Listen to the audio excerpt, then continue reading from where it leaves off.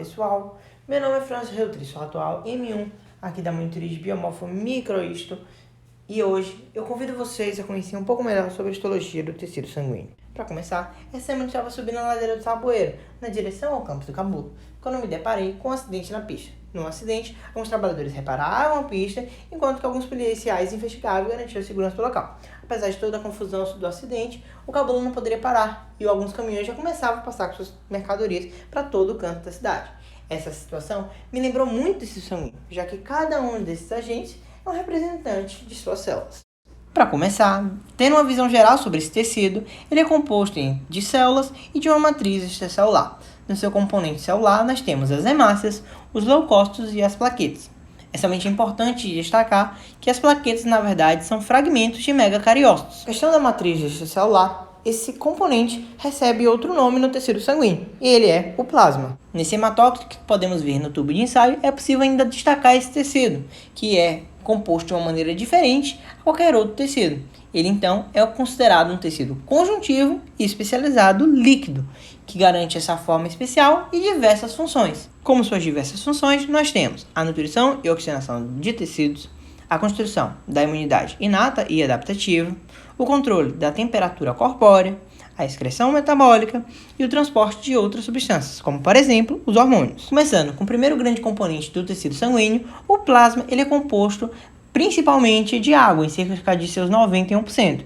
Assim, ele é responsável pela solvência de inúmeras substâncias e logo também de seu transporte por todo o corpo. Além disso, ele é um dos principais componentes da homeostasia, que é a capacidade, a habilidade em garantir o equilíbrio entre o ambiente interno e externo da célula, através do controle do líquido intersticial. Assim, outro grande componente desse plasma são as proteínas, que fazem parte de cerca de 7% de sua composição, sendo elas de diversas funções e assim proteínas associadas, que são elas as mais importantes para esse tecido. A albumina, que é responsável pelo transporte de substâncias, a homeostasia na pressão coloidosmótica, a globulina, que pode ter funções tanto imunes quanto não imunes. Nas não imunes, destaco a função de transporte de substâncias, como por exemplo da hemoglobina, com o transporte de oxigênio, e a pressão osmótica. Além disso, a gente tem o fibrinogênio, que é responsável pelo grande fator de coagulação.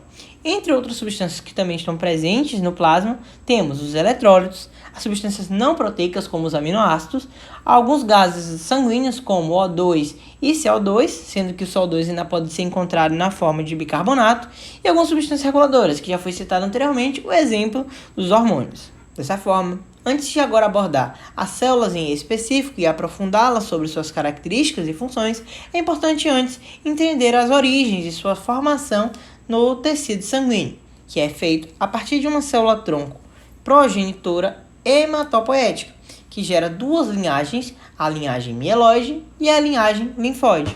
A linhagem mieloide ela é responsável pela formação de monócitos, hemácias, megacariócitos e assim as plaquetas, já que elas são a fragmentação, como já foi dito, e os granulócitos, além das células dendríticas.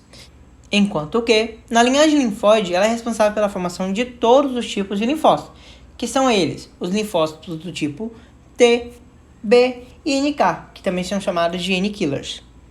Nessa ampliação da esquemática, é possível observar essas duas principais tipos de linhagem.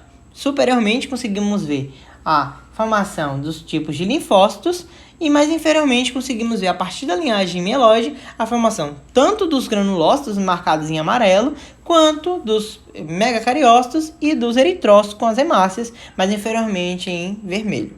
Falando agora dos grandes astros do tecido sanguíneo, os eritrócitos ou hemácias, essas células, que são uniformemente coradas pela eosina, são formadas por células anucleares e bicôncavas, que perdem suas organelas por meio de sua maturação, e assim eles garantem sua maior área de contato. Tais células, que possuem essa maior área de contato, garantem a maior quantidade de trocas com as vias aéreas. Nessa primeira lâmina, é possível visualizar inúmeras hemácias que estão concentradas e é possível visualizar que elas garantem um tamanho fixo de maneira geral e que muitas vezes é utilizado em lâminas como uma medida celular. Agora, passando para a próxima imagem, nós temos uma microscopia eletrônica de uma hemácia. Tal hemácia que possui esse formato anucleado e bicôncavo, mostra exatamente essa maior área de contato. Outra característica muito importante é que ele possui um citoesqueleto especializado. Caso haja algum tipo de defeito nesse citoesqueleto, ele pode gerar a chamada doença falciforme, que então pode progredir para uma osteomielite, por exemplo. Porém, somente graças a esse citoesqueleto que é possível que as hemácias passem por meio dos capilares e então, por meio desses estreitos espaços, consigam chegar a áreas cada vez mais distantes. Finalizando agora os eritrócitos, ele possui como característica a presença de hemoglobina, um tempo médio de vida reduzido, como já foi dito, existe a perda de núcleo e organelas, fazendo com que o seu tempo de vida seja reduzido graças à quantidade de enzimas que é desgastada com o tempo.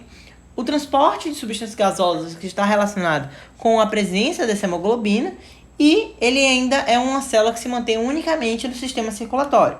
É importante mostrar uma aplicabilidade clínica nos exames de hemograma, que são os reticulócitos. Os reticulócitos é uma condição clínica que é evidenciada no hemograma, e nesse hemograma, quando existe uma grande perda de hemácias, a reposição vai gerar células imaturas, que são os reticulócitos.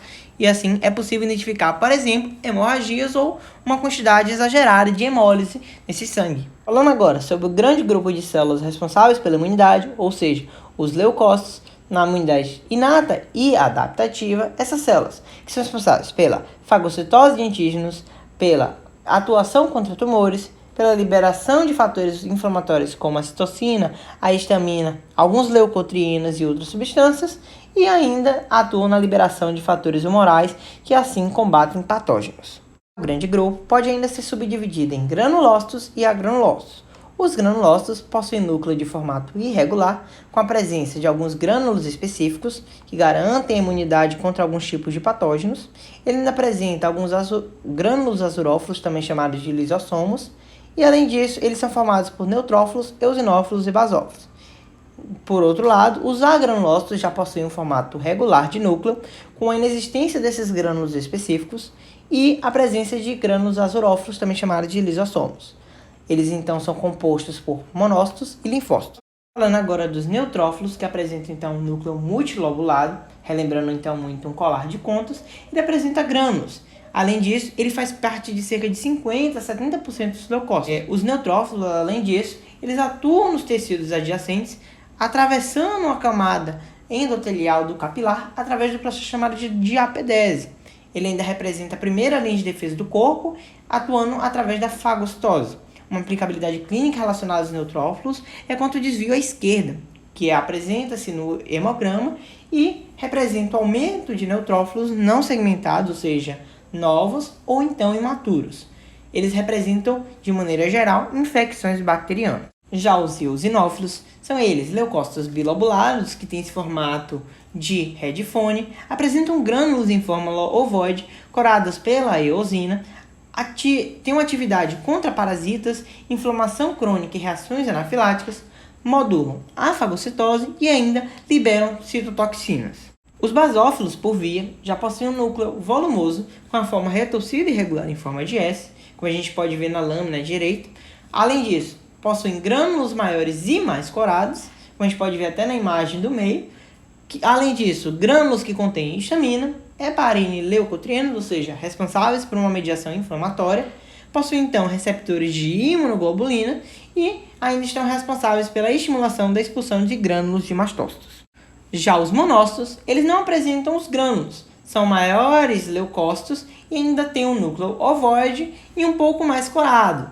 Esse núcleo mais ovoide relembra muito uma ferradura, como a gente pode ver na lâmina da direita. Ele ainda apresenta grânulos azurófilos e finos, então eles não vão apresentar os grânulos específicos dos granulócitos e ainda se diferenciam em macrófagos. Eles vão compor um sistema mononuclear fagocitário e é responsável pela apresentação de antígenos.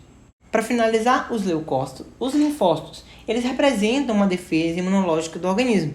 Eles atuam no reconhecimento de substâncias estranhas, são células de formato esférico e com pouco citoplasma, cromatina disposta em grumos grosseiros, como a gente pode ver na microscopia eletrônica da direita, e além disso, possui um núcleo que não é visível de citoplasma escasso. Os linfócitos, como já foi dito, ele tem sua origem em comum na linhagem linfóide, Porém, ele ainda se diferencia posteriormente numa maturação tanto na medula óssea vermelha, no caso dos linfócitos do tipo B, responsáveis então pela produção da imunidade humoral, enquanto que os linfócitos do tipo T, que são maturados no timo, eles já atuam mais na função da modelação da imunidade. Para finalizar, agora as plaquetas, que são esses corpúsculos anucleares em forma de discos, melhor visualizados nessa microscópia eletrônica do meio, enquanto que na lâmina a gente mal consegue visualizar, e elas são formadas a partir dos megacariócitos, que são células gigantes e poliploides, e são responsáveis pela coagulação sanguínea, e eles se aglomeram formando trombócitos e eritrócitos em uma linha de fibrilha, e a partir daí que a gente consegue desempenhar essa coagulação sanguínea. Então essas foram as nossas referências, espero que vocês tenham gostado, e qualquer tipo de dúvida estaremos aqui para atendê-los.